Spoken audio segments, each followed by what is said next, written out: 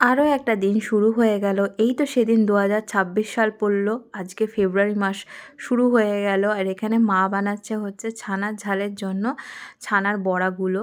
তো ছানার ঝালের রেসিপি আপনাদের একদিন দেব। ভীষণ ভালো খেতে হয়। আর আজকে ছিল ঝোল আর হচ্ছে হিঞ্চে শাকের সেদ্ধ। আমরা কেউ খাবো না, বাবা শুধু খাবে। আর হিঞ্চে শাকের বড়া ছোটোবেলায় কে কে খেয়েছেন অবশ্যই জানাবেন।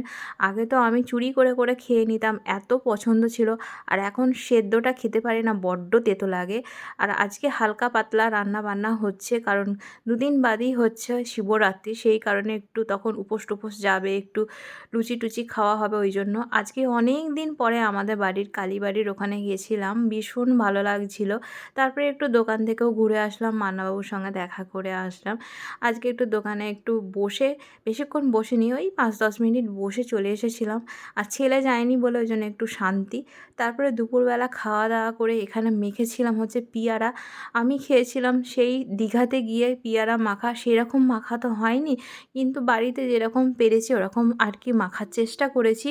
ওখানে দারুণ খেতে হয়েছিল দীঘাতে, একদম মুখে লেগে আছে। আর এখানে আমার ছেলে চাইছে একটুখানি খাওয়ার জন্য, আমি বললাম যে না, এখন খেতে হবে না। যেহেতু ও এইসবে লাঞ্চ করছিল স্কুল থেকে এসে, তাই বললাম যে খাওয়াটা খেয়ে নে, তারপরে উঠে খাবে। এই যে খেয়ে দিয়ে উঠেই বসে পড়েছে। আমিও আর আমার ছেলে টক খেতে খুব ভালোবাসি। আর সন্ধেবেলা বানিয়েছিলাম ডিম টোস্ট, একদম ছোটোবেলাকার মতো, ভীষণ ভালো খেতে হয়েছিল। গত ১ সপ্তাহ ধরে আমার ডিম টোস্ট খেতে ইচ্ছা করছে, কিন্তু খাওয়া আর হচ্ছিল না। তো আজকে ফাইনালে বানিয়েই খেলাম, ভীষণ ভালো লাগছিল।